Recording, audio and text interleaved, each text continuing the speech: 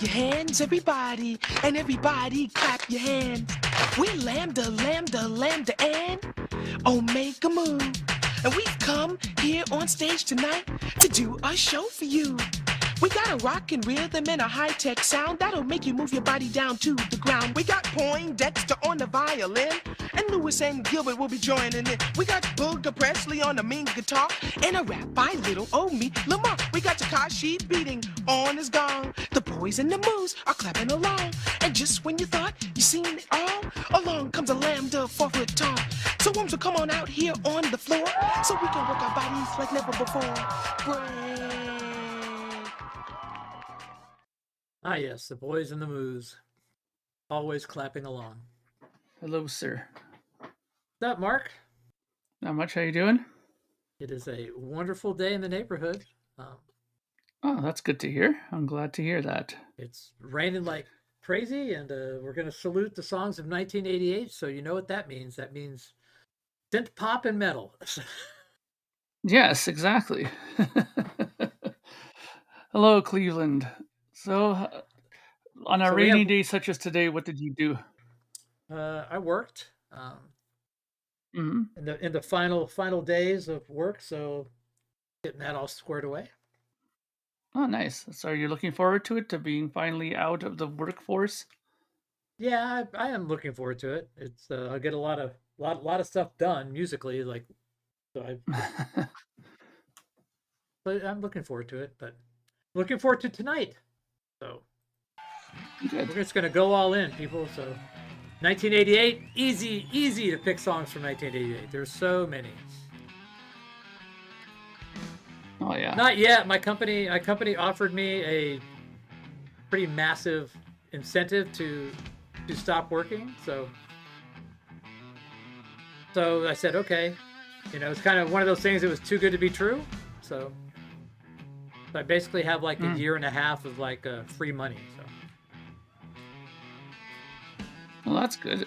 I'm like going, well, if I don't take it, if I don't do it, then if there's a downturn in the economy or something, I'd be one of the first to, probably one of the early people to go because I'm older, you know, and I understand that. And so I've been, I make more money than a lot of the younger people. So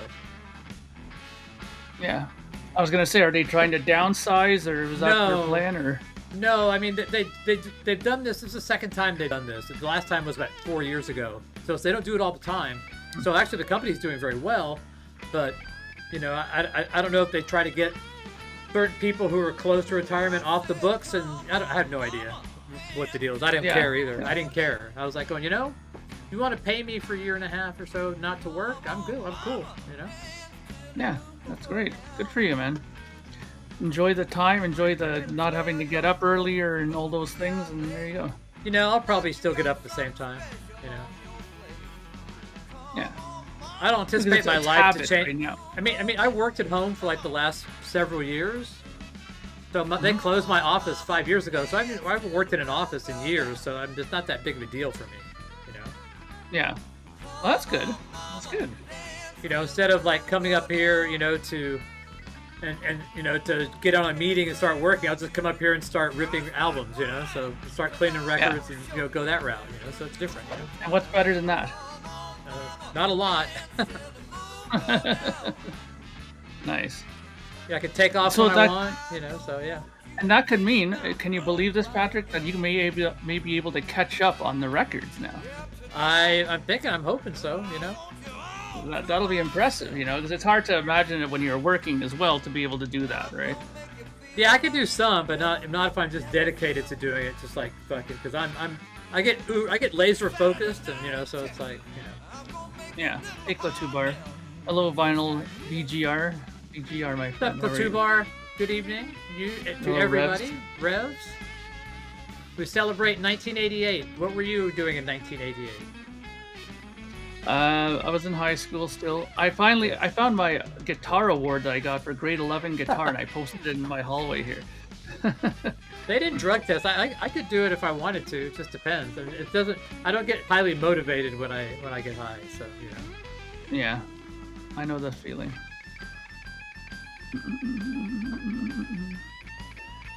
They call Bugs Henderson the Shuffle King. So that's his nickname. Oh yeah.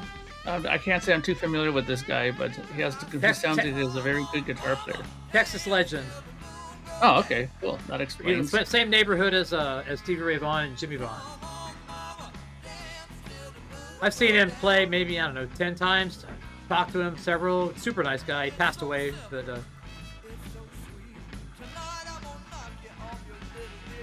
he played for a band called 𝐁𝐻𝐫𝐲𝐬 for several years. They were a rock band of any kind of like morphed into this blues rock. He was a blues rock guy before most blues rock guys. Wow.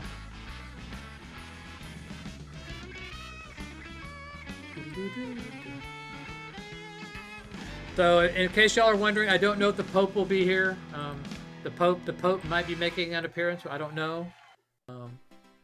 So some of the songs here that were the top 10 within the top 10 singles of '88 are "Tell It to My Heart," Taylor Dayne, "Could Have Been" by Tiffany, "Hazy Shade of Winter" by the Bangles. Have that one. "Candle in the Wind," Elton John. Got that one. "Seasons Change," Exposé. No. "What I Have Done to Deserve This," Pet Shop Boys with Dusty Springfield. Might have that one. "Say You Will" by Foreigner. Definitely have that one. "Tunnel of Love," Bruce Springsteen. For sure have that one. "Don't Shed a Tear," Paul Carrack. Maybe. "Can't Stay Away From You," Gloria Estefan and the Miami Sound Machine. Negative. You must have this one though. Just like Paradise," David Lee Roth. Oh yeah. Right. It's actually the next song. It's actually the very next song we're playing. So yeah. Patrick, check my volume before I shout. Oh, you're okay. Am I okay? Yeah. Are you in the ear pods? Yes, I'm in the ear. I didn't fix the mixer, so I'll just do it this way. Actually, it sounds good. Okay. Well, also Apple products. In there. Hysteria, Def Leppard was in there. I found someone share Out of the Blue, Debbie Gibson, and there's also Wishing Well, Terrence Trent D'Arby, and Angel by Aerosmith. So that was the U.S. though. What was the U.K.'s top? Vinyl Gorilla. To be fair, I think the charts were only good in 1957, 1981. You know, very rarely were the charts good. Maybe 83. I don't know.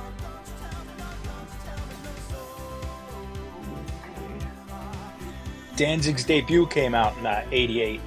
Yeah, I don't think we'll be playing any Danzig until like. No, we won't have to do that. But I'm saying '88 was a pretty good year. Was that Jane's Addiction? Was that the second record? Yep. Nothing shocking. They're on the list. There's some good albums in 1988. Trust me. Highway to Steven, Butthole Surfers. Beer, more beer. No, that wasn't 88. When I Fall in Love by Rick Astley. I had it listed. The as Way You Make so Me. Maybe. I mean, I thought that was like 84 or 85. It could have been mistagged. So maybe the pressing I tagged was 88. So hang on.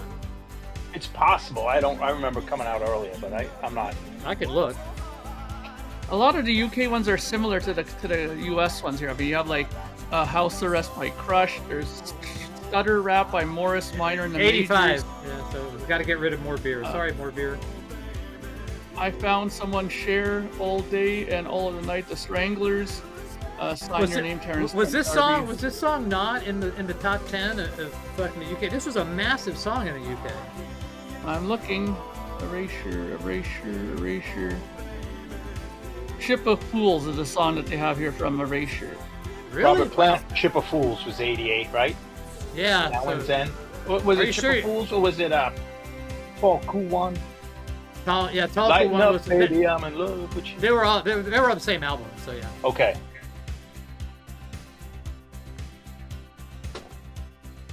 I'm shocked that song wasn't on the UK top 10. That thing was a massive hit in the UK. I guess not as massive as I thought.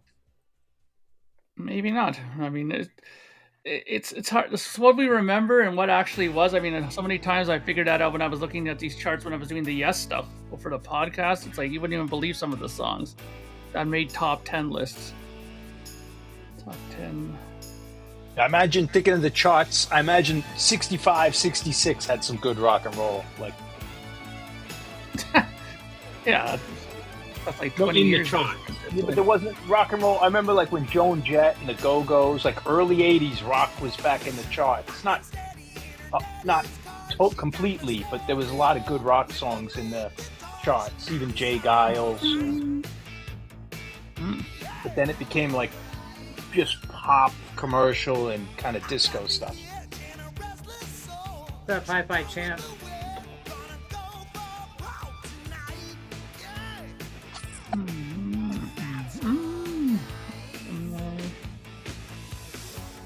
Yeah, see, in Canada, they had Got My Mind Set on You, George Harrison, as a top 10 single in Canada.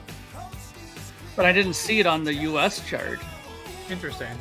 Did The Cure have anything out in '88? Or was that '89? I'm looking right now. Disintegration or well, in Canada, the bands that made the top 10 were maybe? Chicago, 86. George Michael, U2, Phil Collins, Rick Astley, George Michael, Huey Lewis and the News, Steve Winwood, Cheap Trick, The Flame was a single, big single. Pet Shop Boys, Midnight Oil, Beds Are Burning, obviously. George Michael, Faith, obviously too, right? It's some of them you kind of remember and go, oh yeah, and the other ones you're like, I don't even remember that song, you know? Yeah, Kevin, there'll be a lot of heavy metal. I was trying to think of Oh yeah. non-heavy metal. But... Oh yeah, No Exit, Kevin. What a great album that was by Fates Warning. I was so happy when that album came out. So I don't have it out now, but maybe I'll show it Friday or next Sunday. So I was going through, I was cleaning out this closet behind me, and I have a box full of like pictures and flyers and shit. And I found a Screamer, which was a LA music mag from like, I think it was probably '88 or '89 when we went there to go play. And so scrolling through that and seeing some of the, like, you know, Badlands, you know, like you know, bands that were just, you know, that ended up making it, and then seeing the pictures of some of the bands that didn't, they were just like so over the top. I mean, just like absolutely. I gotta pull. Maybe I'll do it tonight. Maybe, but I gotta pull that show. '88 was when it was oversaturated and everyone was trying it. Oh yeah. But it was like I'm just scrolling page after, and there was like a musician's ad thing, and the first one says Steve Vai looking for like vocalist or something. You know, it was like the first one I saw. So it was really kind of cool to go through that. You know. Wow. Hey, yeah, and I have a Darren, whole ton of magazines. Sean, Kevin, Kieran, Eddie, VGR, Hi-Fi Champ, Carl, Klatubar, Andy, Revs, Dagon, so was he playing through the dreaded '88 this time too? Steve Vai was never an '88 guy. He was a Marshall 68 heads. That was his big thing. Modded, hugely modded. Yeah, everyone was modded back then, you know. So were his effects local to the amp? Is that where his effects come from? No. He was using stuff like the Eventide H3000s, and he was using like all those kind of, you know, the Yamaha SPX, you know, those 900 series things. You know, he had a rack of stuff, but he mainly used Marshall heads, a lot of them. Okay. Right. And he had some pedals. He was a big fan of the Boss Distortion, the DS1.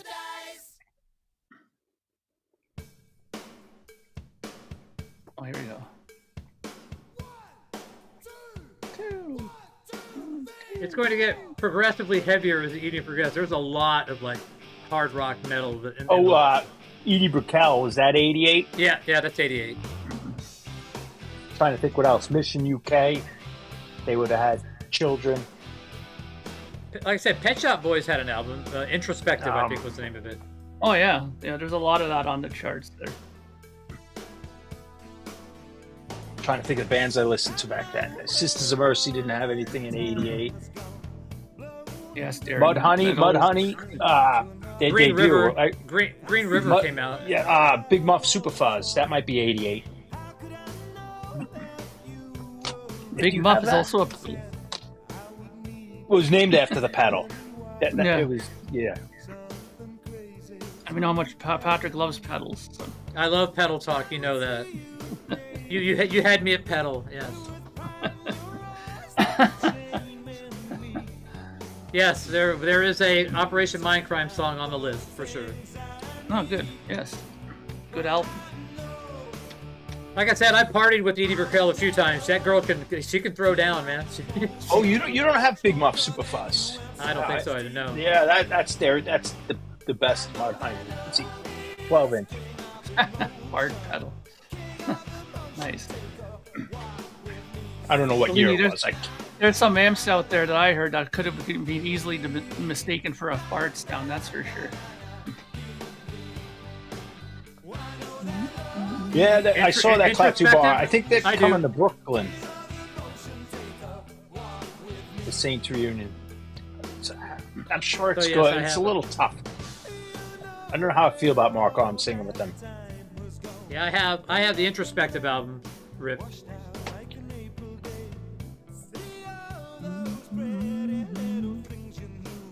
These guys were all done by '88, though, right? Big Country. Oh yeah, yeah. Well, I mean, was Big Country before or after he was in all those other? He was in like another couple of bands, I think. Yeah, before, but yeah, he died. He killed himself, right? Yeah. But that big single, like the Big Country song itself, was that before? Probably '84. That's probably around '84. I'm guessing '85. I think this is the tail end of their career. This was like the last gasp for them.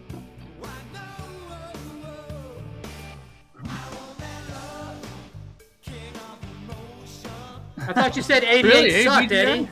I thought you said '88 sucked. What about Anthrax? It's on the Antisocial. Antisocial. That's on the list. That's '88. That exact song is on the list. So yeah. Slayer didn't have anything in '88, did they? State of Euphoria. The South of Heaven. South of Heaven was '88. I was trying to think '86 was Rain and Blood, and then '88. That makes sense. No, State of Euphoria was an interesting record. I kind of liked it, but I kind of didn't. Yeah, some songs were okay. Well, the two albums before were 10-star albums, so it's hard to keep that up. Yeah.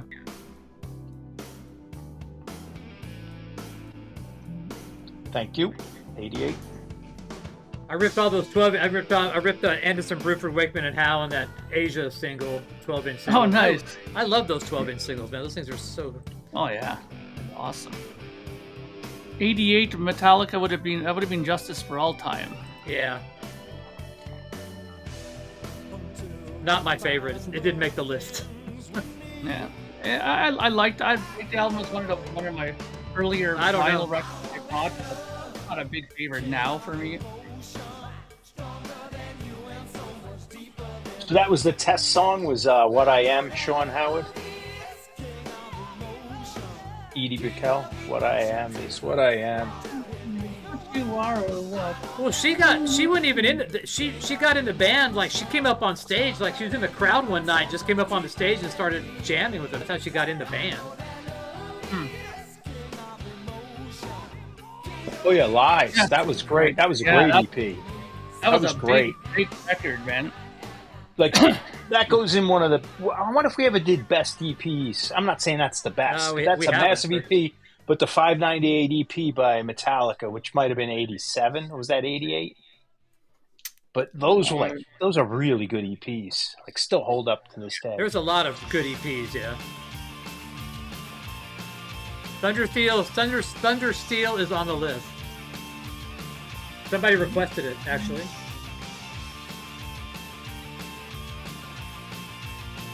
Hey, welcome, Michael. This is another great song. I do have Butt Tick ripped because you sent it to me. Can we play a Butthole Surface song? Yeah, if I have it. Hey, wait, it's even. I think you do. The only problem is there's no titles. They're all just symbols, so I have to, I could just look on YouTube. Because they have, people named them, but they... What's it called? Which one? That's the problem. I think it's the second song. Ricky? Ricky. There you go.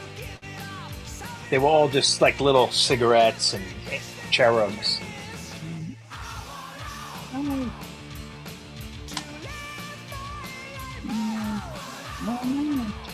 I should send you that Scanner record I showed a couple weeks ago.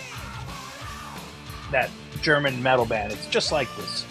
Yeah, I have stuff to send you, so yeah, that would work out well. Yeah, I got a pile built up, but I gotta remember to write that Scanner down. I move at like half speed with mail. Well, you're lucky you can even move mail. Yeah, I just mean me getting it in the box, not the mail. I'm talking about on my end. In the Our mailman, We saw them for the first time in like weeks because they're doing a rotating thing now with our post office now, where 2 times a week we're going to deliver mail. That's it. Instead of striking totally. I want to know if John knows any of the remaining. None of those guys are from Boston, but I used to work at a nightclub, and they came in.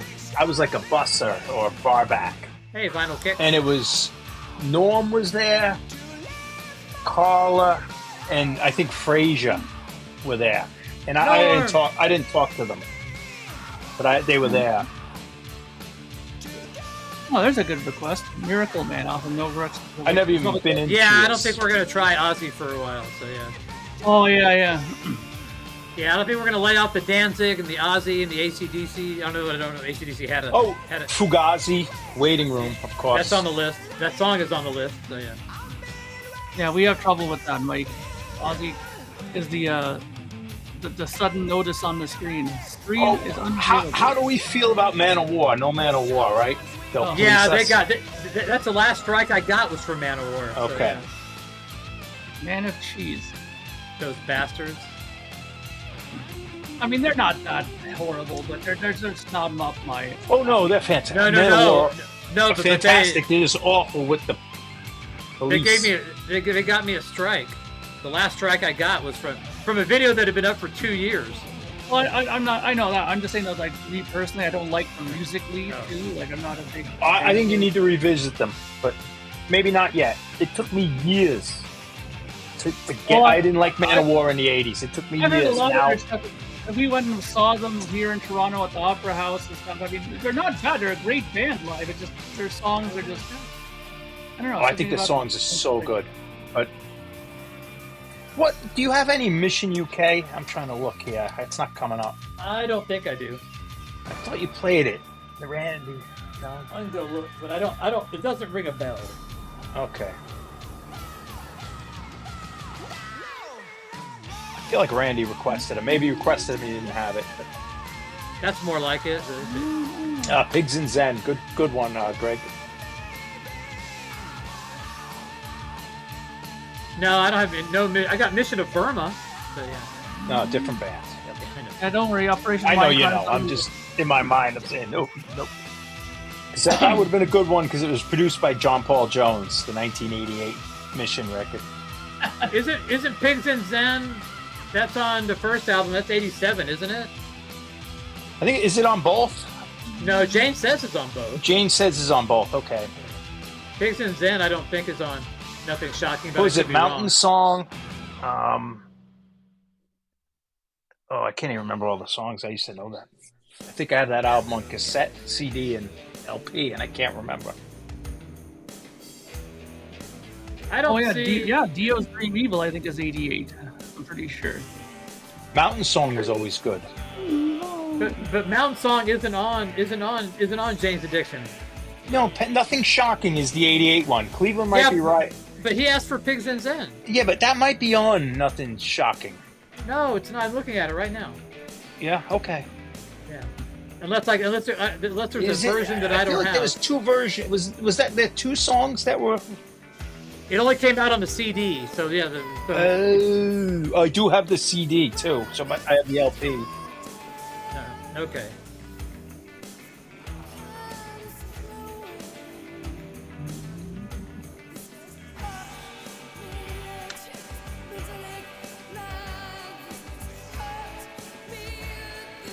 Sugar cubes. He definitely has an interesting voice. It's probably one of the only songs by them that I can tolerate. So. Yeah.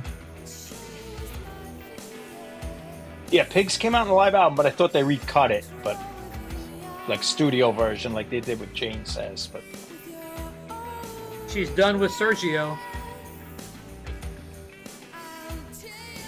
Treats her like a rag doll. Rag doll, yeah. That bastard. Yeah. Welcome, Vinyl and Kicks. Thank you for hanging out with us tonight as we revisit 1988. I have long hair and earrings. Yeah. I'm still living at home. I had just finished my first demo recording at a studio, at a real studio. Oh, nice, nice. Still had hope. There you go. Yeah, I was like, what, 16? Yeah. No, hang on, let me think. Do you still have that demo, Mark? 15. Just somewhere. I was trying to look for it because I was trying to remember the name of the songs on there. They were terrible, like the song titles. I think one of them was like called Odin's Eyes or something like that. Some terrible song title, yeah. That fit in nicely in 1988, though. Odin's Eyes, that'd be perfect. Did the Cult have anything out in 88? Or was it 87? Electric's 87. Yeah, probably 88, Sonic 89. Temple was later, I think. Yeah, it's probably nothing on that year. That was probably a touring year. 89 was Sonic Temple. Okay, yeah, 88 was tour. 87 was Electric, yeah. Yeah. Who else was I liking? Spaceman 3. I don't know if they were changing by 88. Loop. I liked the Loop.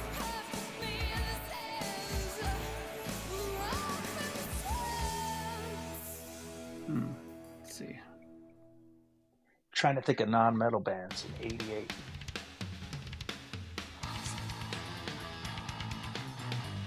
Dag Nasty, 88. Operation Ivy was at 89. A lot of hardcore in 88. This is Miriam!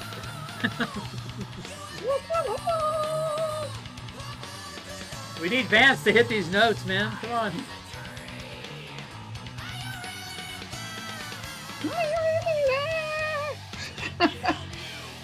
That's a chair. That's your grandma.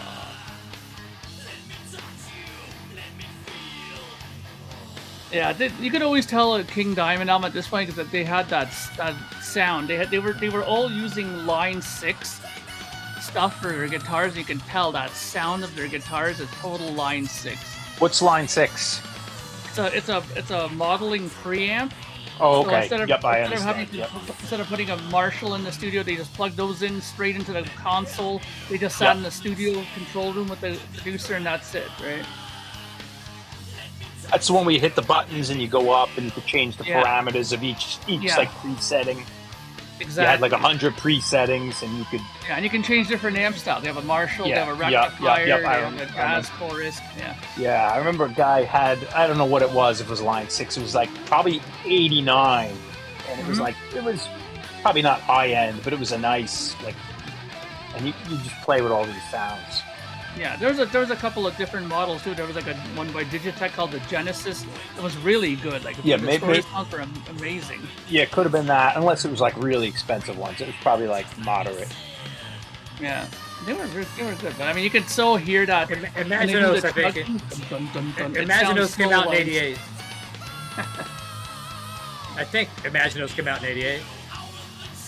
Yeah, Klaatubar the Fall released 2 albums. Billy Childish released 4 albums. If King Gizzard would have been around, he would have released 20 albums. Yeah, 23 albums by this point. Mighty Caesars, Milkshakes, who knows what. Wow, so many things came out here this year. Savage Amusement, Scorpions. I'm sure Whitesnake had a good year in '88. Oh, You Late One Too is on the list too. Well, 4 of a Kind. I don't remember 4 of a Kind. All Systems Go, Vinnie Vincent. I might LA have Guns. Lillian Axe had an album in. Yeah. Susie and the Banshees were all done by '88. Or maybe it was Creatures. I didn't care for it. Didn't Peekaboo come out in '88? Is that? Yeah, I didn't like. I don't know what it was, but I didn't really like Peekaboo, and I didn't like the Creatures. Not that it's bad.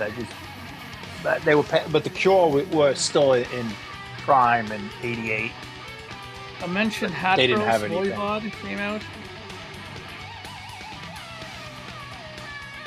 Ancient Dreams, Candlemass. No Place for Space, Flotsam and Jetsam. Yes, Pixies. I don't like the Pixies, but that might have been '88, right?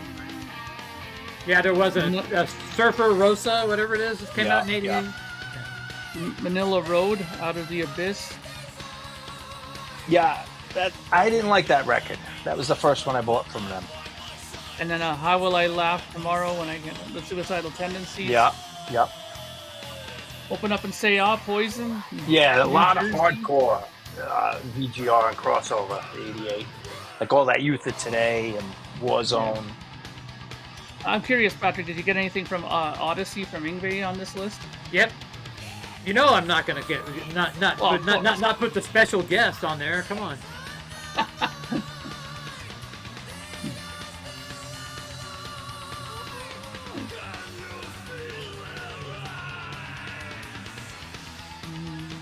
Yeah, 88 was more like hardcore crossover.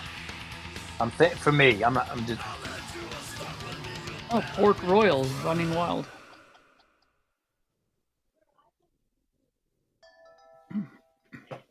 Is that 88? Every Rose Has Its Thorn? Yeah, there was. I think there was a Poison album come out then. Yeah, Open Up that and was Say a big song. Yep.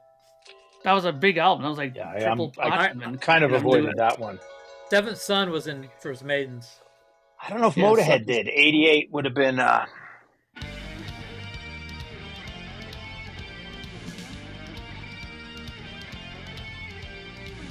What was Orgasmatron? 86?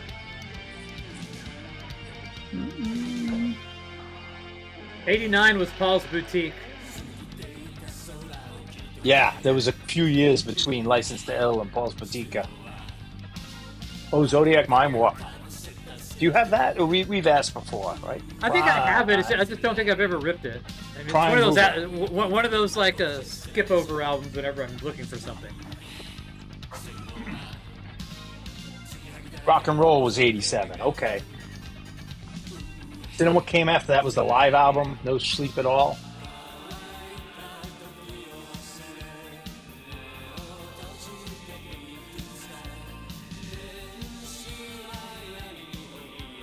Living Color, Vivid was out, the debut. Oh, that was a big album. Oh, You Wait 1-2, Van Halen. What was 247 Spies? Was that 88? I don't know. I remember them. Long Cold Winter, how can we not forget that? When Cinderella. Yeah, that's on the list. Blow Up Your Video, AC/DC. Out of a Silent Planet, King's X. That was going to make the list, but I know that y'all don't like King's X. So. I don't mind them, but Outrider, Jimmy Page. Well, if the Pope shows up, you can listen to it. 24/7 Spies was 89. Copperhead Road, Steve Earle. That's a good record. Lita, self-titled Lita Ford album. I think there might be a song from Lita on here on the list. Kiss me once. Not that one. Kiss me twice.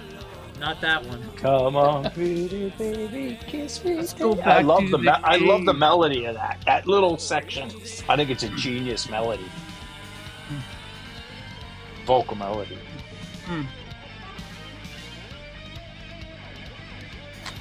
Yeah, she's a good guitar player, man. She's a very nice lady, man. I've met her more than a few times. Oh, cool. Yeah. It was all because of the festival, right? That's why I met her all the time. Festival, but not a festival. Convention. Oh, U2 Rattle and Hum. That was another record.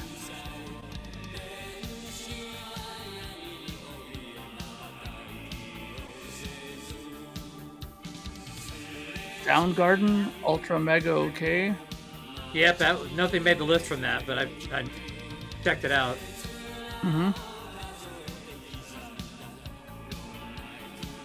Yeah, those were not the best eras for those bands, so yeah. Yeah.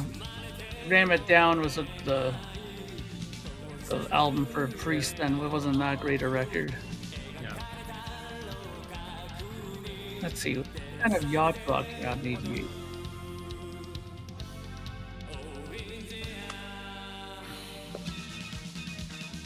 Oh, here's a good one. AOR Records. Kansas and the Spirit of Things came out. Toto, the seventh one. Survivor, Too Hot to Sleep. Honeymoon Sweet Race. That's not an AOR record. Oh, maybe. That Toto album House of Lords. That was like the list. that was like trio of bands I'm definitely not into. Well, the Toto, I almost played a song off that Toto album. So. No, you guys could play them, but it was what was it? Survivor, Toto, and what was the other one? It was like Honeymoon Suite. Kansas, Toto, and Kansas. Survivor. Yeah. Yeah, I Greg. Now and Then. We mentioned that. We mentioned that earlier. And you have Kenny Loggins, Back to Avalon. Eddie. Yeah, I knew there was some sort of Sonic Youth tattoo, but I didn't want to bring it up. Oh, Europe, Out of This World, came out in '88.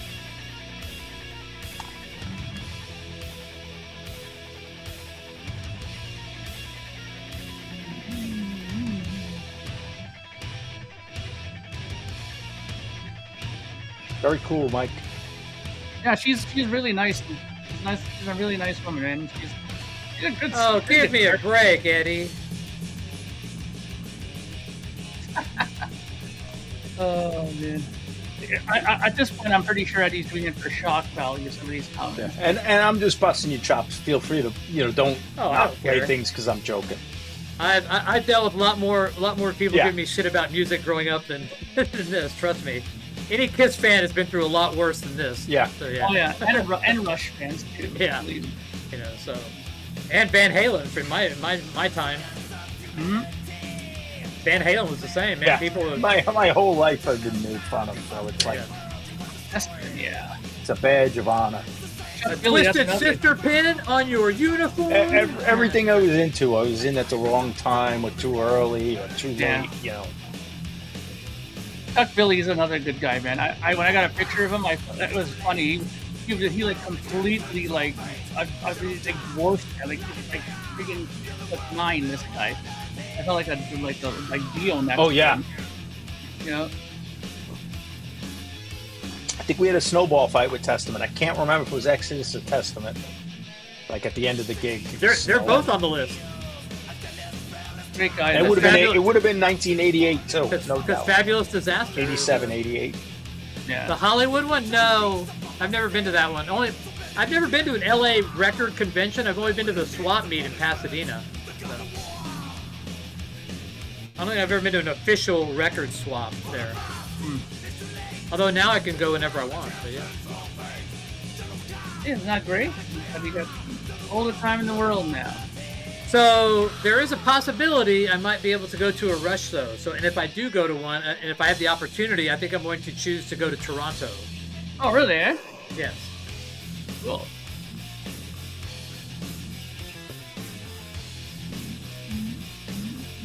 You should definitely go. Well, it's not totally up to me. It's like a. Okay. Yeah. Well. Yeah. You should. So somebody's inquiring for me if I can get in, so to speak. 50 years, you might not get an opportunity again. And like I said, if I want to go, if I have the option to choose where I want to go, like I said, I'm leaning to going to Toronto so I can meet Bobby and Mark and Record Hound and all the Canadian people. Verify that the scooter's real. Yeah, I'll take a picture and say yes, the scooter is legit. Bobby does have a scooter. All the doubting Thomases. Yeah. Yeah, that'd be a perfect time to come too, because it's summertime. It's really nice in Toronto around that time too, right? All the front yard hockey rinks will be gone. Yeah. It's in July, so it's all right. Yeah, but if it was in June or May, they're still there. It's I don't want to. I go fishing. There you go. I'm not going fishing, dude. I can go fishing anywhere. I've been fishing. Yeah. Plus, I wouldn't want to embarrass you by catching the bigger fish than you, Bobby. So I'll let you have that. Oh, they'd be so mad, all those old guys. This California kid coming in, out fishing them. This goddamn kid. Save some for the locals. I had a dock in my backyard, man. I fished almost every day growing up, man. So yeah.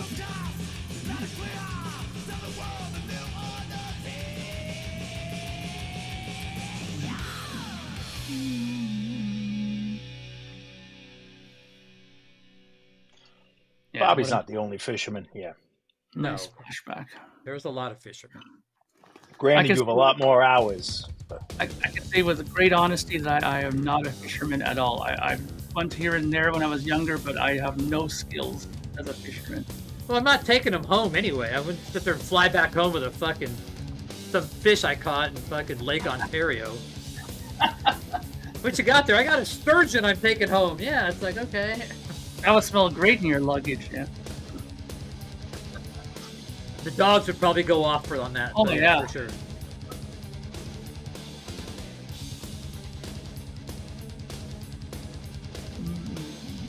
We call them snowbirds where I live too. So all the winter visitors, quote unquote, snowbirds. They can't drive worth a shit.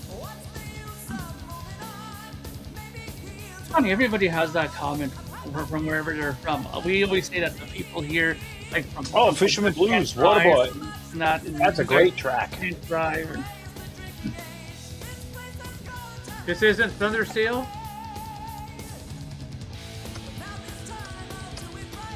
I wouldn't have thought of that song. That was good, Oakenshield.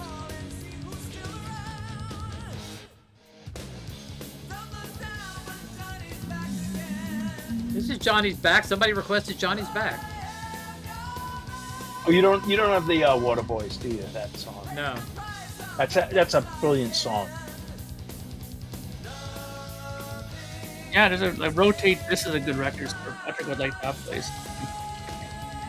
I didn't say it was Thundersteel. Somebody requested Johnny's Back. The Thundersteel is just the album that's probably there. That's where you're reading. Somebody articulated that they wanted to hear a song off Thundersteel. They didn't just say Thundersteel. So they actually said they wanted a song. So.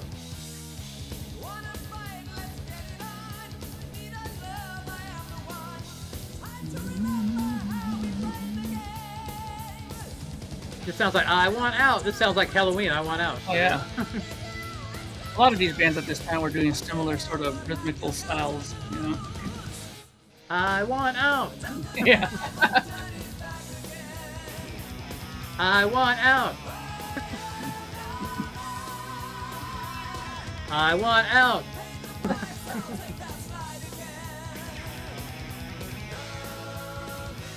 And a lot of Iron Maiden songs have the same. No comment.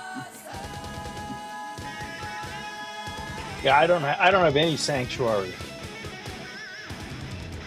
Yeah, I don't have any. I know that they're a band I should get. But. Yeah. Good old World Vein. Rest in peace.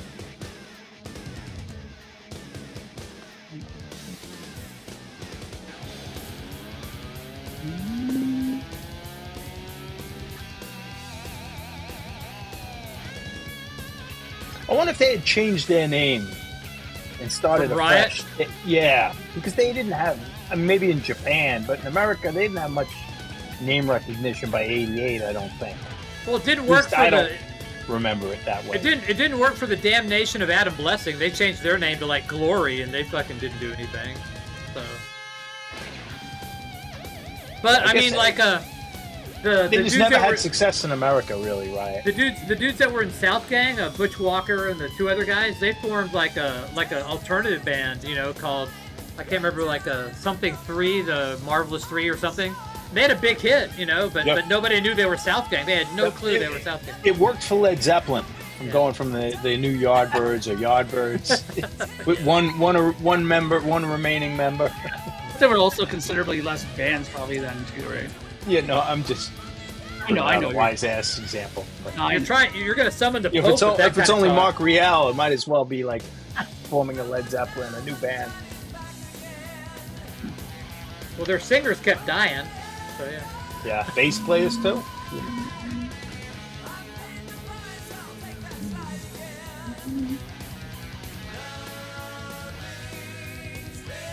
The drummer's doing some nice double pedal work here. Oh yeah. Well, that's the one thing, every drummer, I mean, even my drummer guy, like he was into Rush, right? And he never did the double kicking until we started listening to bands like this, and he then realized that if we wanted to do any of this kind of music, play a double pedal like right away, right? So. Very Teutonic vocals here. Nice note. Tasty. Yeah. And it was double with the guitar notes.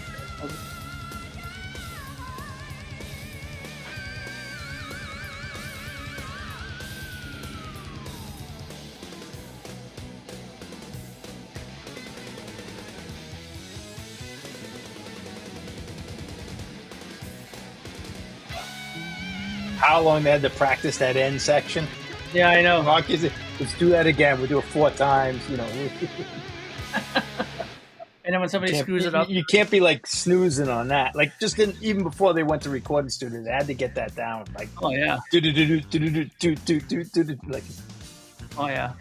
You remember that, eh, John? All those nights at the rehearsals while going. Yeah, but at mine was I never played complicated but stuff like that. But we would do like one section 5 times in a row, you know, to get it right. But it would always be simple. Yeah, I wasn't. Still, I mean, the parts are always a band needed to go. I was. Stuff, yeah. Musicians are over here. I was over here. Yeah. It's an interesting pick from this stuff. I thought you would pick like, you know, not the main one, but you know, just. I usually pick Open Letter to a Landlord. That's my go-to. So I decided I knew that you would bring it up, so I said I'm not going to play that song. So yeah. This is an interesting pick because this is one of the ones that Mick Jagger produced with them. Yeah. Woo! Oh, they opened for them, right, on Steel Wheels, I think. Yeah. And I saw that, yeah. That's how he got them with the tracks, right? They were involved with them, right? You can kind of hear Mick in this. You know what I mean? If you listen to the phrasing, the vocals and stuff like that, you can hear Jagger singing in it.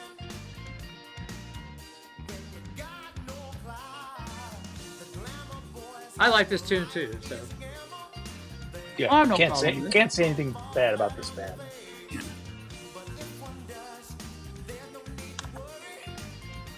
Another G.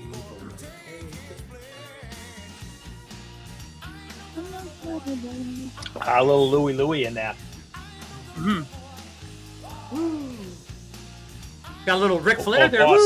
Boston, or is it Nirvana? Yeah, his story tone was always pretty good. I always liked guitar. So you won't share reavers, but you'll take bong hits out of the same bong as other guys? Okay. Pretty much kissing another guy when you take a bong hit, but yeah, it's all right. You do you, Bobby. You take a lighter. Yeah. And you knife hits. You do knife hits. So you get 2 knives. No. You take a lighter and you burn the mouthpiece to get all the germs off. And then you burn your lips when you put it on there. So yeah. Well, you wipe it out. or you melt the plastic. Just heat up a couple of knives, push them together, get a big pen, and just like inhale it. Plastic? Oh, well, yeah, I guess most people had plastic. The hardcore bongers, though, they always have the nice glass blown ones, yeah.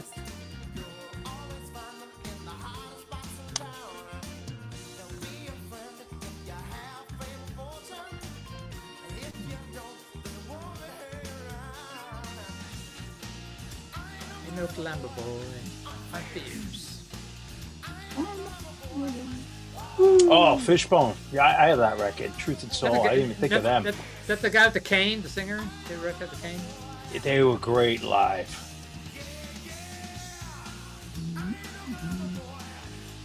You know, I don't listen to those records. I think I have a couple of Fishbone records. I've not put them on since the 80s. They're one of those, like, I like seeing them live, and I just never delved into those records. One day. I can't say I've heard much of them, if any. Maybe I have, but I wouldn't be able to recall it. What do you mean, Mike? The first time I saw them, the Red Hot Chili Peppers were opening, and I didn't know who they were. The Red Hot Chili Peppers were like a new band to me. Yeah. 86, maybe. Oh yeah, that's even before Mother's Milk, isn't it? I'm guessing. Yeah, it was at a college. It was at like a college show. Yeah, way before Mother's Milk. Yeah. Or not way, but you know. Yeah, nothing shocking, Zafad. We were talking about that about a half hour ago, arguing what songs. You probably deserved it, Zorlok.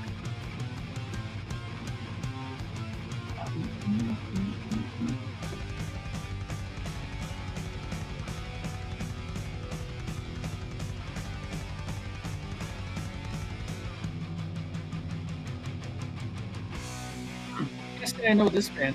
Are they like US band or Swedish? I think Finland. Yeah, they're Scandinavian. Yeah. But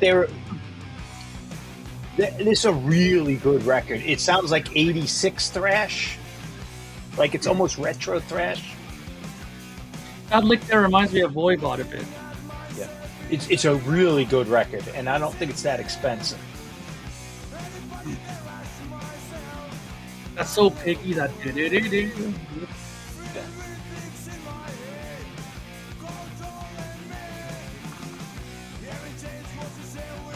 Finish. Thank you, Zorlak. I know the album had 2 different covers. One was a little cartoony, and one might have been like stone, a guitar in stone. Yeah, a couple. It's a solid thrash metal record. They have a little bit more melody melody than this one. Yeah.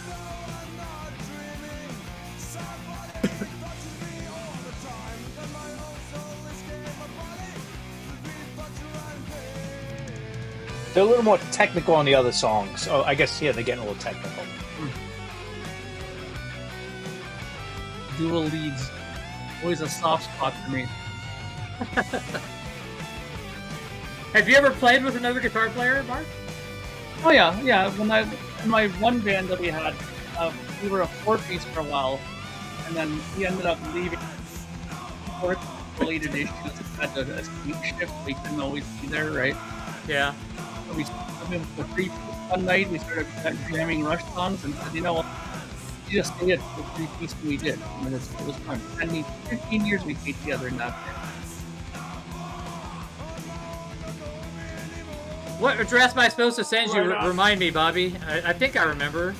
Is that Randy? Is it Randy's address you wanted? I can't remember. I can't keep track with all this cross communications I'm responsible for in the vinyl community. So, John Laidlaw was the Stone Roses, that Fool's Gold, that big club mix. That might have been '88. That's an awesome track. oh, okay. Happy Mondays might have been later, though. I feel like maybe it was '88. Yeah, probably. I don't know. I don't know why I'm even saying this, but I remember the Manchester scene more like 1990, maybe '89. But the Charlatans, Happy Mondays. It's a Floyd Rose album. In Spiral Carpets. That's Rob Walker's favorite band. Yeah, I wasn't. I mean, I remember that, but I wasn't into it so much. I didn't hate it, but it was almost because I was still listening to like goth or Mission UK or Bauhaus, so it was not too far, but it was not my bag. I was all over the place. All right, Bobby, I just sent it to you. It's up to you now. I've done my part.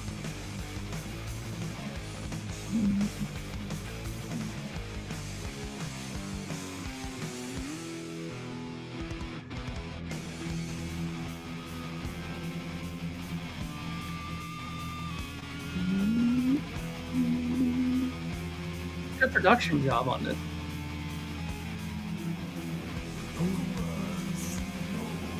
I tell you, it's a underrated, solid record.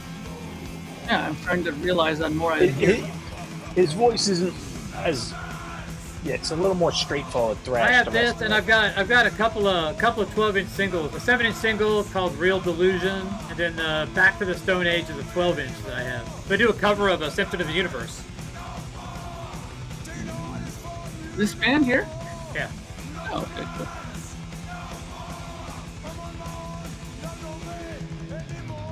Like musically, these are really, really good.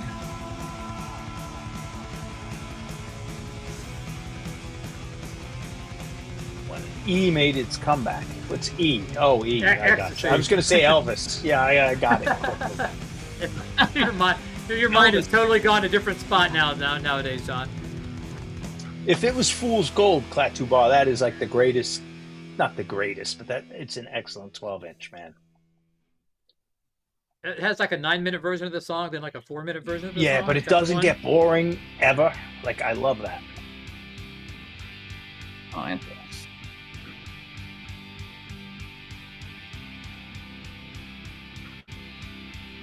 Yeah, I had that Fool's Gold, and it's 1980. Yeah, it's got like almost a hip hop beat, and then a '70s groove. It was like brand new. This is before that. It says it's 89. So it says Fool's Gold 9 minutes and 53 seconds. 88. I bought the album in '89, and that came out a year before. But it could have been reissued, or maybe the American one came out in '89. I mean, I could be wrong, too. I'm always wrong. Oh, you're not. Come on. Not always wrong. To get my vinyl rips, yeah, you can go to tonepoet.fans. Who produced this here? Okay. Mark Dodson, Alex Perellis, and Johnny Z. Really? They produced this? Really? What were they on? They were on Megaforce in America and Island Records in the UK. Okay, that's why. You're antisocial.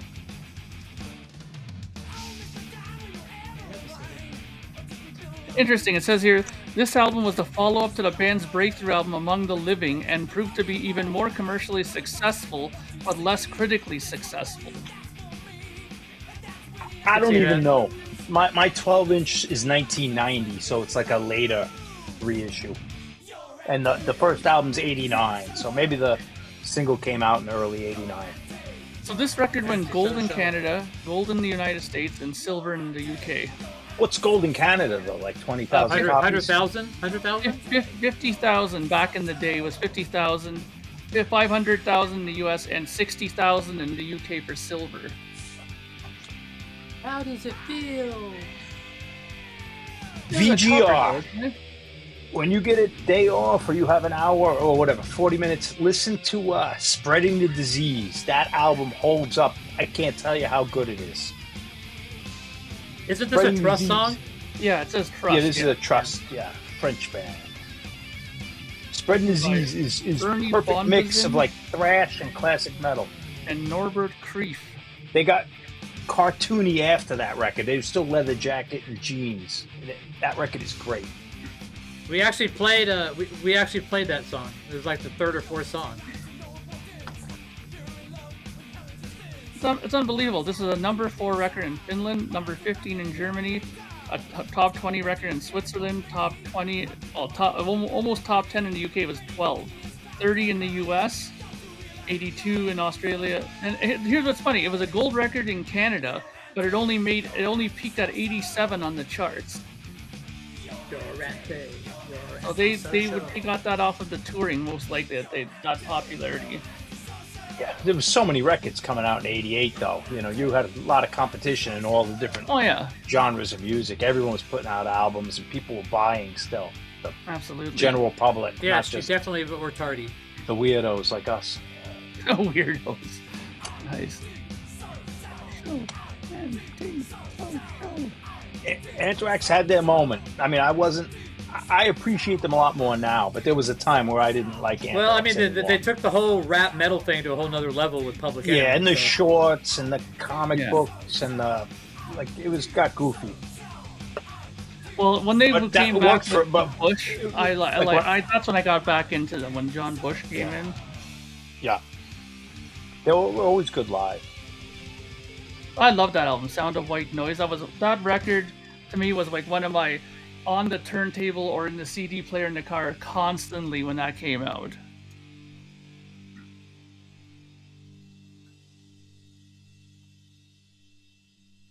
Only, that was a good single from that album. Only. I'm the man. God, that's why I checked out with that shit. I'm the man. You're gonna have to blame the Scorpions for VGR. Yep. Yes, the creators of rap metal. Rap metal was invented by the Scorpions. Now you can't. Antisocial. Oh, come on, dorky. If you can't name... You must have known. Yeah, you gotta know Indians.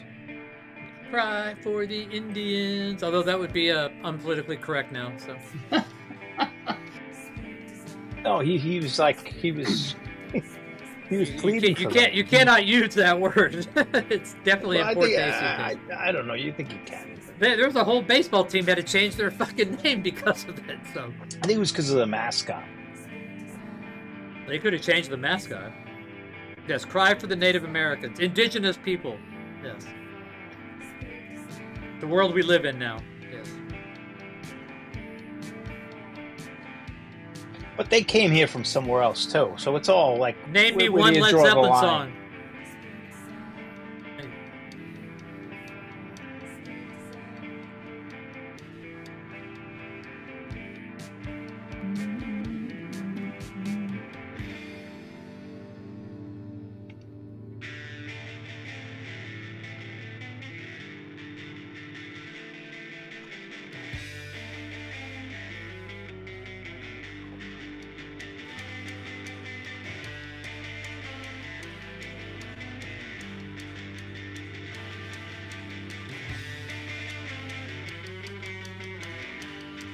The beard that bugs you. Are you talking about Scott Ian, Dorky, the guitar player?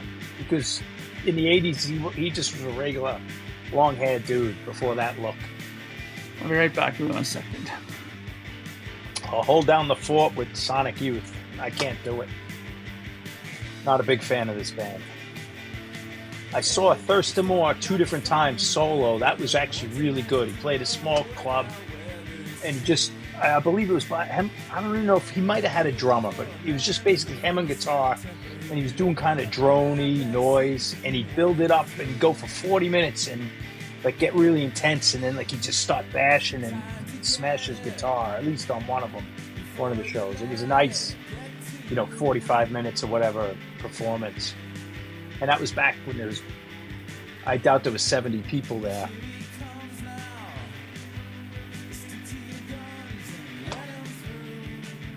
Yeah, they're very uneven to me, Sonic Youth. And they get a little weird to me. But that's just my opinion because I don't like the artsy stuff.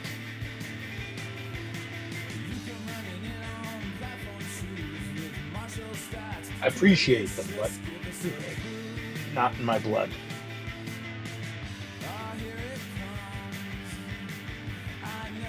There's certainly, like, Thurston Moore is way cooler than I am. He knows his music and he's there and got good taste.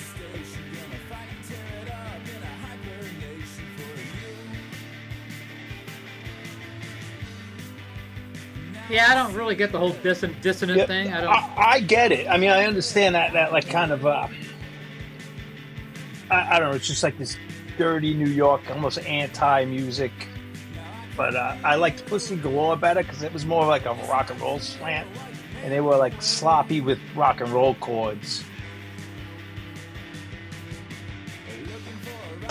Like I felt like John Spencer and Pussy Galore and all the offshoots were more on the rock and roll side than the art school side.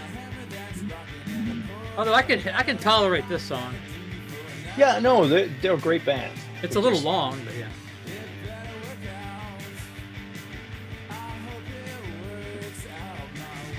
I get them confused with the Pixies. No, I don't. Not musically, just like I just look at them. These guys, yeah. Hey, John Bandy. Bandy. Welcome, John Bandy.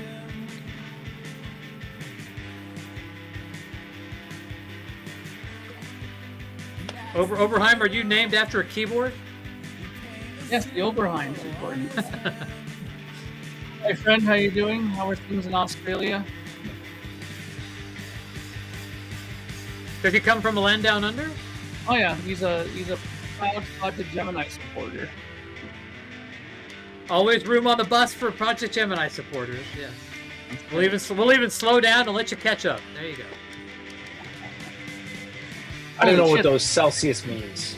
Yeah, but we don't speak Celsius here, except for Mark. That means nothing to me. Mark speaks Celsius. We don't. Yes. Oh yeah, of course. You need the defroster in the car. What's 30 Celsius? I'll tell you in a minute. Probably I'm like gonna 80 guess something. 70. 86 degrees Fahrenheit. 86. That's not hot. Damn, dude. That's not even that. That's nice. Yeah, well, pretty hot here. Hey, Ken, how's it going? Ken Keenan, he's another supporter, and he's one of the co-hosts of the KISS FAQ podcast. Of the what? The KISS FAQ podcast. Oh, yeah. What did KISS have in '88? Anything? Asylum '87. The album at that time. Asylum was 85. Oh, 85. Jeez, I'm way off. And any help I have a warped vinyl, please, is there any way I can get rid of it? You mean the warp, you mean? Well, the guy there on the bottom here, Patrick, he's an expert at warped vinyl. If anyone can tell you how to fix that, it would be him. Yeah, I don't know. Breakfast, I don't know if I agree with that. Find somebody that has a record flattener. Because when you're just playing dumb rock and roll, it's hard to be pretentious. You know what I mean? Like, anyone could, not anyone, you know. They were touring Crazy Nights. Like, they covered Exile Main Street. It's easy to like it, you know? It's not, you don't need to, like, have some sort of understanding before listening to it or explanation. Exile on Main Street? That's a great album. Oh, it's fantastic. Oh, here we go. I need another beer for this. I have to mute now because I have these, right? So like if I go take a piss, it'll be like one of those videos where you hear me go in. Like, yeah, we could do it. You ever see those like some guy at a meeting and it'll be like, "I'll be right back," and like you hear him go in the bathroom. I've literally seen people in the bathroom on meetings. I'm like going, "What the fuck are you?" I'm like on purpose. Yeah. I'm like going, "Dude, what are you?" It's like, yeah. See, when I had the mic here, I didn't have to worry about that. Now, I'll stay for this song. Naked Gun, exactly, Mike. I knew I couldn't pinpoint the scenes in my head. Yes, Smashes and Thrashes is a terrible album. It's a combo, right? But it has like put the X and sex in it. But it has 2 studio songs, both of them were shit, and a lot of the other songs were remixed as well on there. They were not the studio version of the album. They sounded terrible.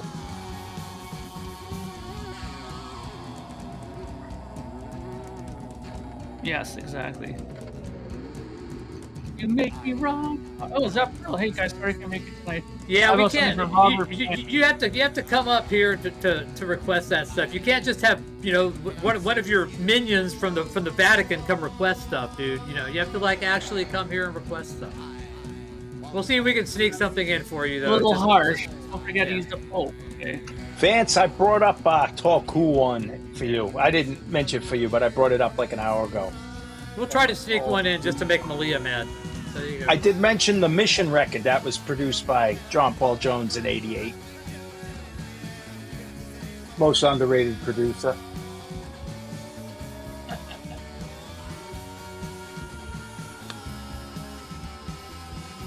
How can you not like 1988? There's tons of good songs in 1988.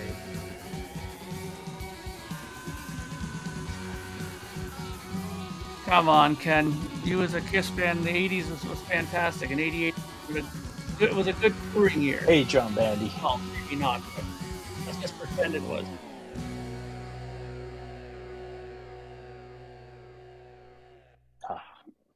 Perfection.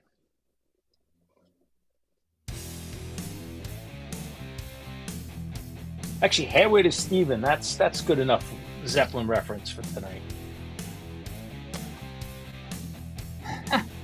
Wow, Oberheim, you sound like me when I was like 16, 17. I couldn't stand Led Zeppelin when I was younger. I saw a Mission open in the 88. Oh, interesting.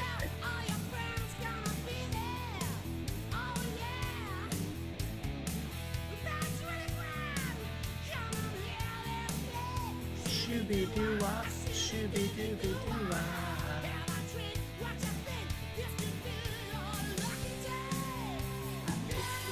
This guy could have replaced Bon Scott.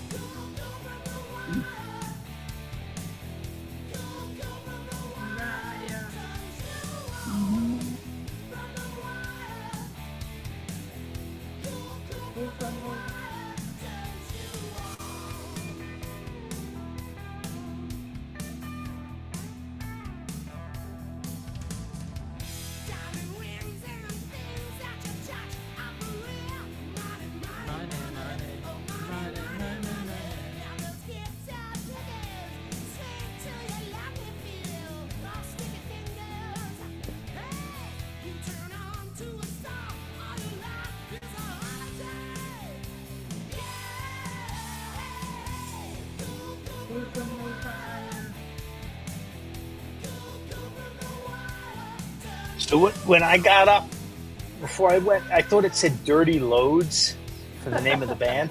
And I'm now thinking, like, Dirty Load, like this heavy load, dirty looks. Like, Dirty Load would be a great name for a hard rock band. No, it wouldn't, because it makes it sound like you took a shit. Who knows what it sounds, maybe not. Dirty Load. Is it like... Mark, are you okay? Are you catatonic or what? Okay. I'm looking at something. Okay. Your eyes look like Dirty they were Load. shut. No, I'm not shut. I'm wide awake looking here. Okay.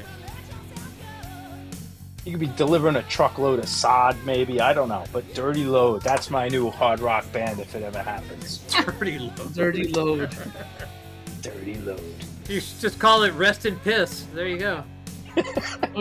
The Dirty Load after catch. Oh, yeah. Dirty Load. Bullet Boys are already on the list. They're coming up.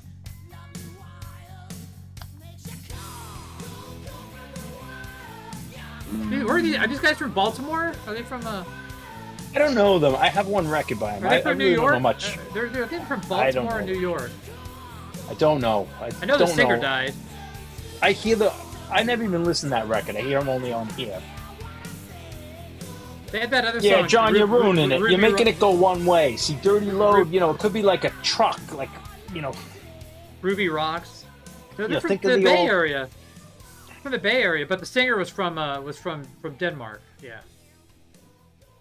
John Bandy, like, think of the, like, 70s CB, like, songs, the trucking songs, like, Dirty Load could be one, like. Yeah, he died at 47. Young guy. Convoy rocking through the night. Yes, we got our own convoy. There's a trucking song. Classic. Wow, Dwight Yoakam a left turn. Yeah! Where's my jug?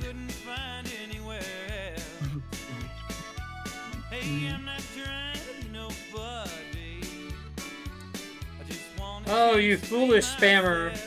Amazon sign-in code. Yeah, I don't think so. Yeah. Oh, someone trying to hack in? Yeah. Get your email on your watch? No, yeah, it's a message. You're like Dick Tracy? Well, I do get email on my watch if I get notified if servers go down. So if like something goes down in Germany or something, it'll page me and go, "Hey, I'm down," you know. So. Oh, nice. Yeah, Dwight Yoakam is really good.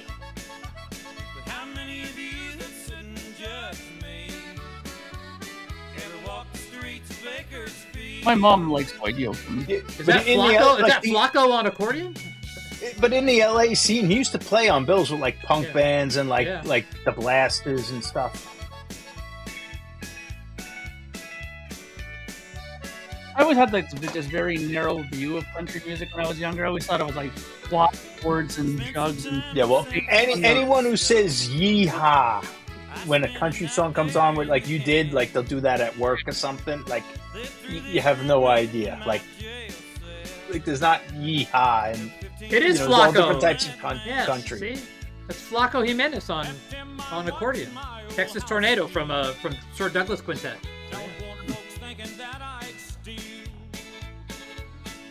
Because once I got into like lap steel guitar, play that started clicked in, you know. Yep, I was on call. I was on call 2 weeks ago, Zorlok. Yes. Yeah. That's a hard instrument to play, man. Holy cow! I had a double neck lap steel. A guy lent me. I had it for 2 years, and like I bought a book, like a Hawaii. Like I couldn't make heads nor tails. Maybe I'm older now. I could, but I couldn't do anything, Mark. Yeah, it's an instrument. The tuning is different. The whole thinking about it, and it double stops kind of, and you got to tilt. Yeah. Not the pedal steel. I can't say it's easier, but you hit the pedal and your bar stays straight, basically. I mean, you still tilt, but the lap steel, that is. Whew.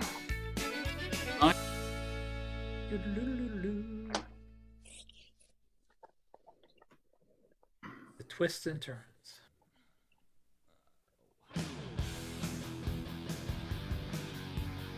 Oh yeah, this was So it's funny. When I was It's a planning little out late for '88. when I was planning out all that stuff, I found a ticket, and I didn't realize, I forgot that we opened for Phil Lewis. So if you look at this ticket, it says it's in San Antonio. It's a club in San Antonio we used to play at. Presents Phil Lewis and Profanity 6.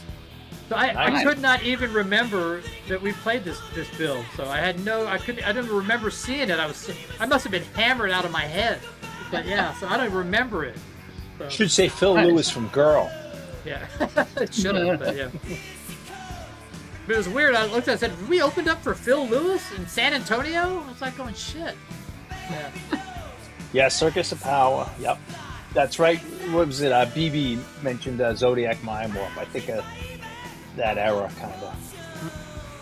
Completely different bands, but still, I put them in the same box.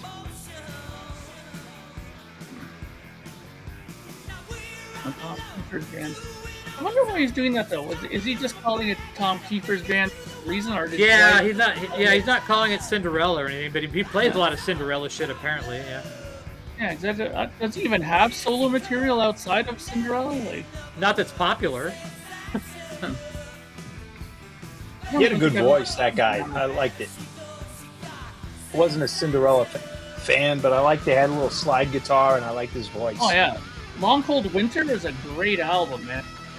See, if they dressed more like Faster Pussycat and L.A. Guns or Guns N' Roses, I probably would have liked them. At that stage, it would have been a band called Ice Cold July, which was a stupid name for a band, but yeah. What's that, like 30 Celsius? I don't know. I have no idea, but I think they went like a pewter in the Netherlands or something. They sold like 50,000 copies of their CD, which it's just like people could do that. Like if you toured, you'd sell a couple of thousand in the old days. They were a club band for years, so they had a following in the Midwest, but especially. If you sold 40 pieces a night, maybe on a Friday night, not every night. But, Dirty Load was the opening act, so yeah, there you go. Yeah, Dirty Load. I'm liking it. Dirty Load. Oh man.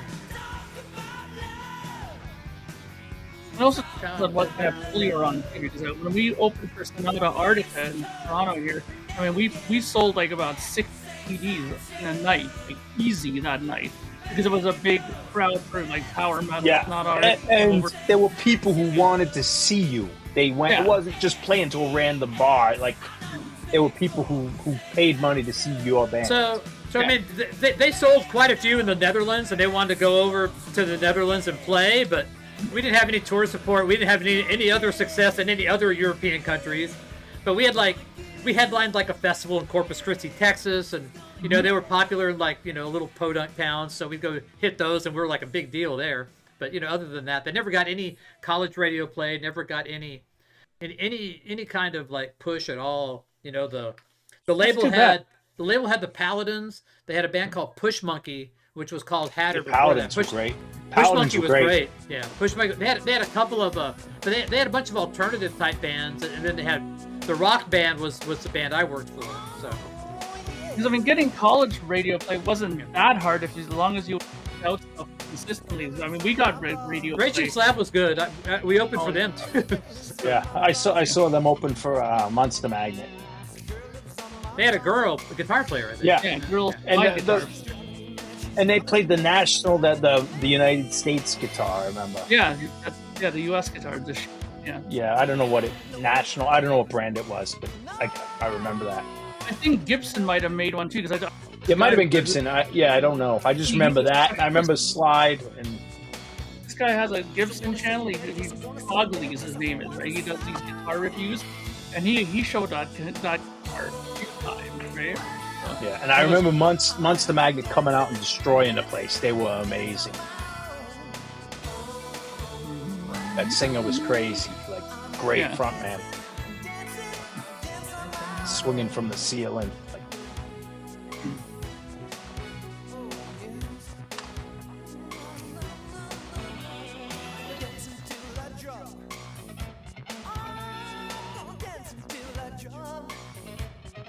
guitar player? Is that Robbie Blunt? Is that the guy who plays on this, or is it somebody else?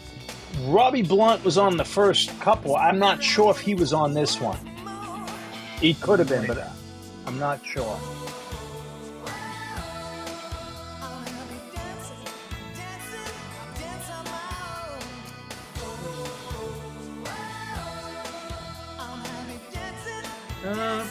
Excuse me?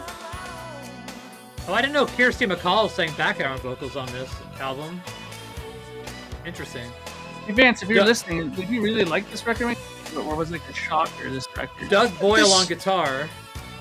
This record wasn't bad when it came out. I mean, I sold. This is one of the ones I sold, like, you know, in the '90s, Mark. So I didn't keep it, but I liked this it one wasn't a lot. terrible. The Ship of Fools was a great track. It had a really cool guitar on there. Yeah. Almost reminded me of Edie Brickell a little. That, like, almost twangy. Very processed too. The Tall Cool one was a big hit single on the radio, and it had like a Zeppelin sample in there. I think Jimmy Page played on it. Oh, that's right. Maybe he did that, or whatever it was.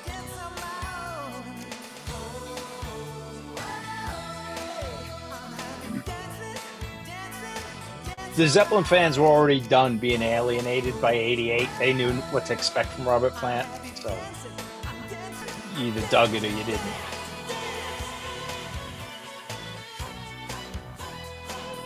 I guess Page didn't play on it. Does it say who produced this? I don't know who produced it. Phil Johnstone? Never heard of him. Producer was Phil Johnstone, Robert Plant, and Tim Palmer. Tim Palmer, I'm familiar with. That's a great guitar sound. That's under reverb and under reverb. The Strat.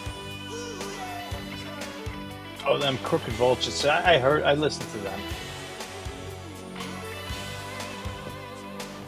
It was like a super group, was it? I think Vance. Yeah, that was it's got John Paul Jones and the guy from Queens of the Stone Age and yeah, that's what it was. I listened to that album. And Dave Grohl. Yeah, it had to sound like Cream, a mix of Beatles, and it was like a musician version, a dry guitar sound, if I remember. Yeah, I was like, what is that guy? Hammy? Hey, John? What's his name? It was interesting. It was worth listening to, for sure. Josh Haim, and John Paul Jones and Dave Grohl. Yeah. I saw that tour. That's when I met Mr. Plant. Me and Robert shared a beer together. We're good friends now. Yeah, we hang out. Well, I might have that ticket stub here too. I found it in the. No, it's the Rolling Stones.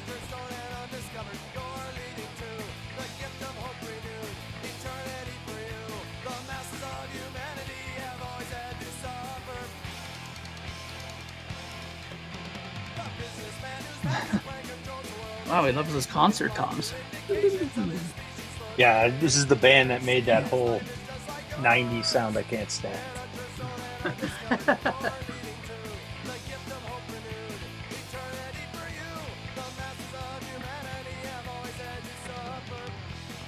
It's a short song.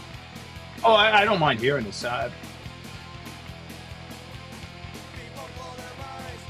don't really dislike. I just never got into them, but I don't dislike them. But the sound that this became, I don't like all those bands. So what would this band be considered, like genre-wise? They were a punk band, a California punk band, but they kind of were the originals of pop punk, but before that term was created. Mm-hmm. Yeah, Green Day, all those. There's a million of these like big name bands from the '90s. Yeah.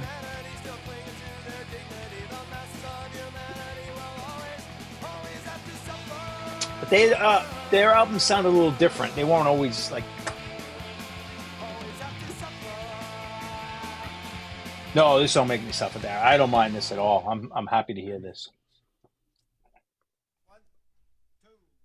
I don't dislike it. I just wasn't into it. Oh, good pick.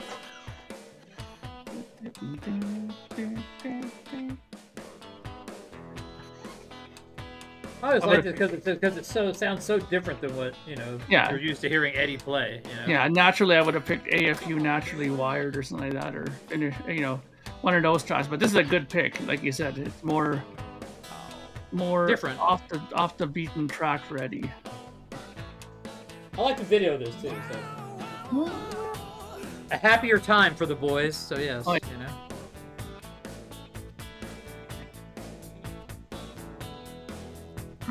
And man, they made a lot of money. Like, who would have thought? Like, they got even bigger. Way bigger, but who would have thought? It was their first #1 album that they had. Unbelievable. Get rid of David Lee Roth and like triple our money. Yeah. They could have soared to super heights, so they would have just changed their name to Dirty Load. That would have just taken them up over the stratosphere. It wouldn't work for a mainstream band. The new supergroup, Dirty Load, featuring Eddie Van Halen and Sammy Hagar. For a dirty mid-tier, think of like a Rose Tattoo kind of band, and you might need something on the cover to like a diaper with like. No. You need an ambivalent, maybe a truck driver, like Well, then go take some steroids, VGR. You don't have to take a test. You're not playing in a major league sport.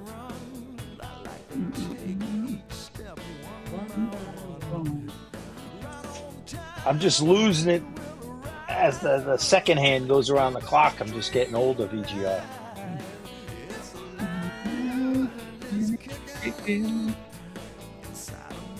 That'd be your worst nightmare then, VGR. You turn into a woman.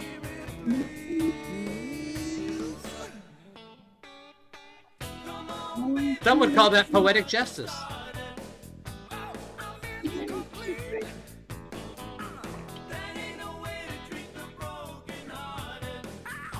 Derek Shulman, he became a big A&R guy, right? Didn't he? He was head of Polydor after a while, right? Like a VP of Polydor at least. Yeah. I know he was a big A&R guy for a while. Yeah. Oh yeah. He was. I'm trying to think. Though, was it Polydor? Because I remember he got involved with Dream Theater. I don't think they were on Polydor. I think he discovered Gerardo. I think he discovered like a, What's that song he has? The Gigolo. Nobody discovered Geraldo. They manufactured Geraldo. Not Geraldo, right? Gerardo, yeah. That's the I'm Too Sexy, right, guy? No. It's the. What was Geraldo? He had like a song. It was like, but it was clearly a manufactured. Rico Suave. Rico Suave. That's right. Yeah, that was manufactured. Well, you were partially right. Started as A&R representative for Polygram Records. He rose to the ranks of senior vice president when he signed Bon Jovi, Dan Reed Networks, and Enough's Enough. In '88, he became president of Atco Records, where he signed Tangier, followed by progressive band Dream Theater and Pantera. He also reestablished the careers of AC/DC, Bad Company, both of whom sold multi-million albums under his watch. Yeah, well, those were all working bands. The Dan Reed Network, Dream Theater, obviously AC/DC. They were all rock bands who carried amps in their hands. Yeah, but like they said. Yeah, so I'm saying he didn't do that Rico Suave guy. No, yeah, he re-guided them to the promise again, because they were like AC/DC was pretty much at a standstill. Blow Up Your Video, and that was pretty, dud records, and then he kind of re-guided them back to. Yeah, and Bad Company had radio hits with the new singer, and they had a big tour, and they put out the greatest hits 10 from 6 or something, and they had a new album after. They had an album in '88. 86. Yeah, it was all around that time. But they were playing arenas again. And they refused to acknowledge that era when they were inducted into the Hall of Fame. So. It's too bad Patrick played the Ivory Gates and Dreams from this album. Someone requested this. Yeah, I know, but I'm saying that jokingly because it's like 21 minutes long. Oh yeah, I'm not doing that. It's a great song though, but it's too long for this kind of a stream.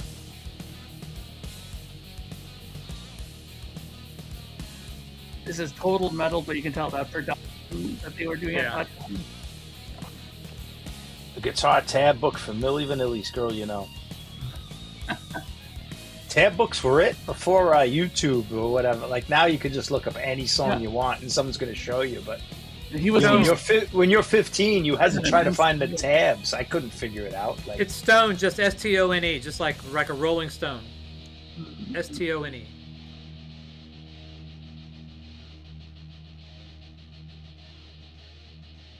Did you ever see the old tabs, Mark? Because they were like from like the 1800s or 1700s. They would use tabs. No, I didn't see that.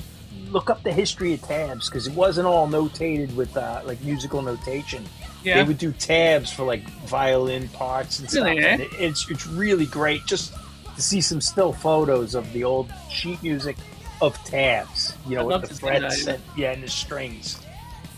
I didn't realize that one. I thought it was invented in 1983 or something. Yeah, I had same no here. idea. I thought when I started getting my practicing musician magazines that they were the ones who started doing that. That's what it was, because I used to get Guitar Player when I first started, and they wouldn't have tabs. It would just be like you had to read the music. I'm like, you can't do this. Yeah, exactly.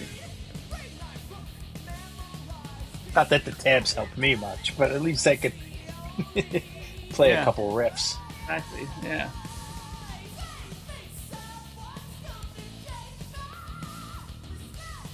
Yeah, that's too bad, O'Brien, about this, these tapes that are going, not missing, but that they're in such bad shape, But I mean, of course, different tapes had different, formulas that they were made up from. Some didn't use the whale blubber anymore, and then those ones hit, so it's hit and miss. I don't know if that bothers me so much. I mean, unless you're planning to do but you have the records. Yeah. So you can... I mean, not just needle drop. You could clean them up, and you could reproduce it. It's like all those lost films, but you have it on DVD, so it doesn't matter if it got lost in a fire, the original. I mean, I'm sorry it got lost, but we still could have the film and watch it. Yeah. Like, you can't keep masters forever, Yeah. No, the tape will degrade over time. Yeah, but if it's a lost thing, something that's missing. And actually, those they don't make those reel-to-reels anymore, I don't think. So those things are going to be going away at some point. But like Led Zeppelin music, even if those masters burned in a fire, it's never going to be lost. There's too many copies, like good copies. I alone have probably 45 copies. Well, they do have. There are 3 companies in the U.S. that still make reel tape, like blank. What about machines? So reel-to-reel machines. That's the thing. I don't know machines anymore, if any, right? Oh, it's a great track. Yeah. So now record pressing plants, GZ is now tooling their own pressing plants, so they can push out plants. Like they sent 48 of them to Memphis. They've got like 50 of those, 48 and 2 other ones. I'm waiting for the 3D printers so I could print my own album or fix my damaged albums. Go around and just clean up the groove distortion or any pops. Have it go in there. 3D printing, you're going to allow with those things, man. Yeah, please. Yeah. I want a CD. I want a CD print. Robert Ludwig's Led Zeppelin 2, please. There you go. Come back. All right, perfect. Yep. You might be able to take like a Columbia House one from the 80s and have it just go right through and just clean it up so it's an RL. Yeah. Very, very, very easy, yeah. Why do you want a Steven Wilson remix of Drama? It's perfect the way it is. I'm not big on Steven Wilson's remixes. They're all I think it's a little bit offensive. Like when he did the Deep Purple Live album, but did you see that? But like Deep Purple produced that. Yeah. So to take out their production, it might as well be say, I'm going to play Richie Blackmore's guitar. I'm going to take the solos, the Steve Wilson guitar version of it. But the thing that what seem to be forgetting though is that people are going to Steven Wilson now mainly for not so much for stereo remixes or anything like that. They mainly want his Atmos stuff. He said he's not too big on doing the stereo ones because he said the same thing you said, that those records are perfect the way they are. They wanted to do the Atmos stuff because it's a big seller now for a lot of people, right? they get him to do, those special 7-speaker Atmos mixes. Yeah.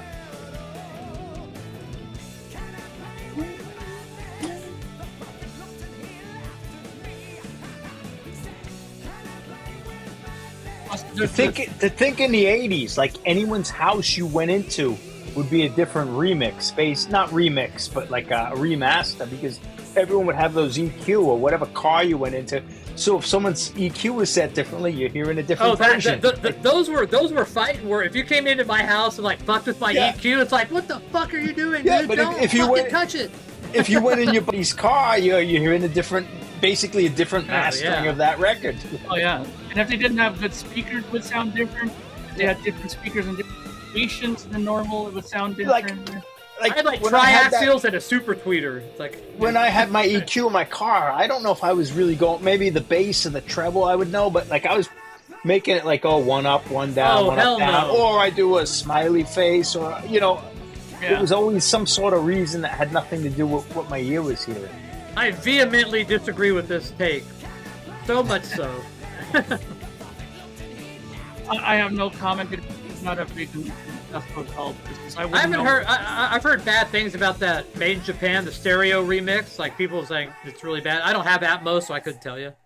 Well, yeah, people didn't like Dweezil's mix. His is kind of a little odd, apparently.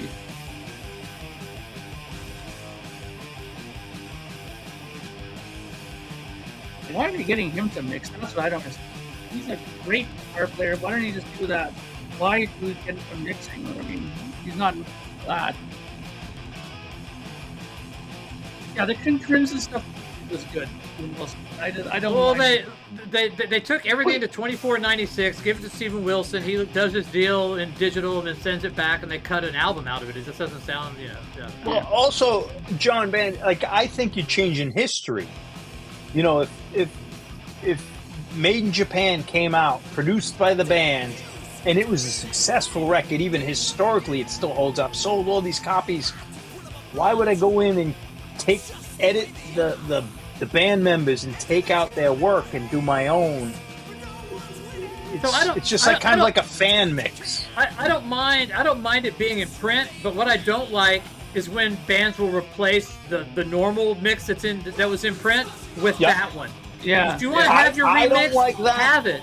But I don't like that, but I can't tell the band what to do with their own art. Like, that's one thing. But don't take the original off. It's like Genesis. You can't even find a Genesis album with the original mix anymore. Ozzy did with his records. But do it the way Pink Floyd did with Animals. Yeah. Where they had a new cover, it's a new version, and didn't replace the other one. It's just a nice alternate version for fans. Yeah. So I don't mind. I mean, you can do that all you want, but don't replace the original, and don't try to trick people and think it's the original. Yeah. Iggy Pop did Raw Power. They redid that and cut Bowie out of the picture and did it. But it's separate. It didn't replace the other one. Yeah, they're horrible.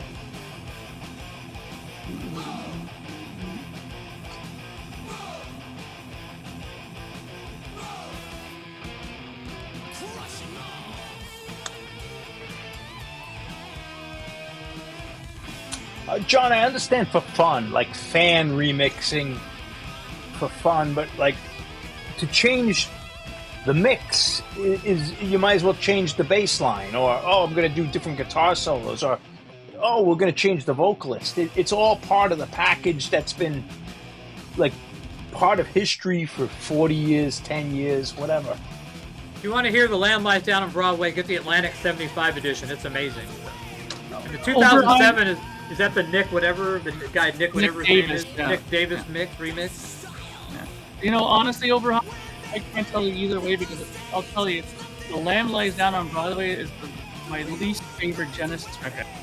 And that album, and I only have like 3 copies of it in my collection, mainly because I wanted every record. I got a bunch of them, but I'm not a big Lamb Lies Down on Broadway. I like, Trick of the Tail. I like, Selling England by the Pound. I was never a big, Kevin, I still think of it as a fan remix. There's certainly tons of records that I would love to hear remix. Like Born Again, I've been touting for 20 years, 30 years. I want a remix of Born Again, but I can't replace the Born Again we all know. But it's more of a fan fiction kind of thing. I'd be okay with the remix of Born Again. Yeah, when there's terrible things, but you can't just go changing albums and reissuing them as regular albums. All right, what the hell is this? Is this like a gay cowboy? I mean, I guess you could do whatever you want. You know, I'm not going to argue with anyone. It's a free country. But... Yeah, maybe I just give it enough chance. But I mean, the times I've listened to it, I just couldn't get past some of the songs. The instrumental pieces I thought were kind of odd, and some of them I just didn't connect to. 32 changes I thought was pretty good. These guys were another darling of Z-Rock. Yeah, there were some songs that were okay.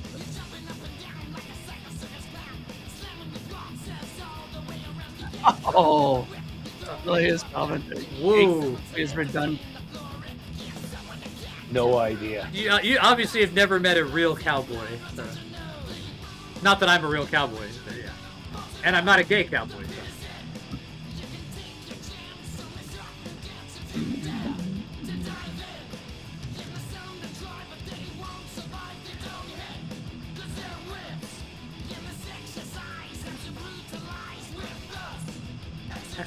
You could do it, Zola. I mean, I don't really... I'm just yapping, you know what I mean? I don't really care. I'm not angry about it. It's not an issue I have. I'm just...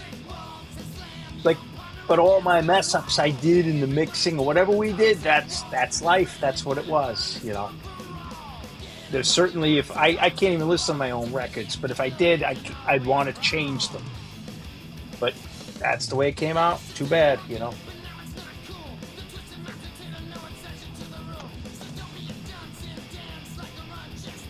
Kevin they had a lot of different vocalists. I'll tell you that first album with Paul Bailoff, which he's definitely a divisive vocalist, but man, that is so good. Not this guy.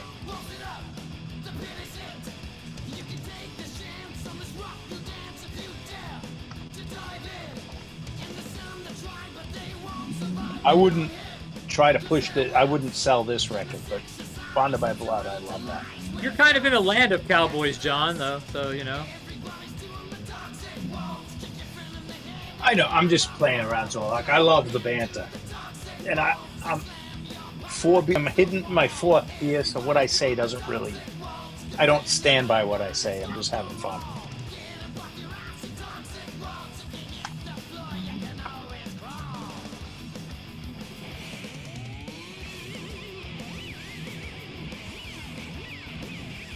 I've never seen Brokeback Mountain, so I have no idea. Yeah, I've never seen it either. I saw Two Mules for Sister Sarah. That's a great movie, Clint Eastwood, man.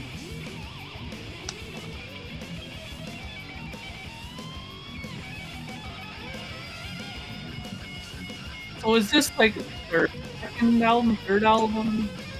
Third album, I think. It's their most popular album. Yeah, this was a big track, this Toxic Waltz. And they did Lowrider on this album, so. They still play this one live every time. Cool. What was the second album? The Cannibal one? Pleasures of the Flesh. Pleasures of the Flesh, yeah. So it goes what? Bonded by Blood, Pleasures of the Flesh, yeah. And this one. What's after this one? We're off. We're shut down. Really? Wow. That's early. Wow. We didn't even play any Danzig. Let me make it big. Let me see something here. Oh, God. Boy, they're becoming real assholes lately. Yeah, we hadn't had this in a long time, and now it's starting to happen again. Yeah, it just happened in the middle of this song. It wasn't even Danzig or anything. How uncool.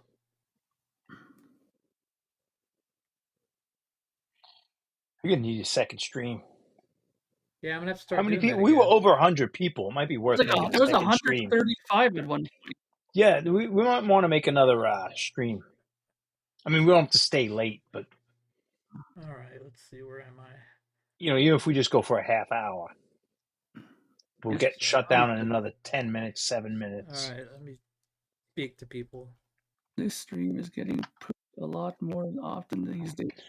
I'm going to run to the bathroom. Mm-hmm. Give him a message, Mark. Keep him here. I gave them a message. So, end the broadcast.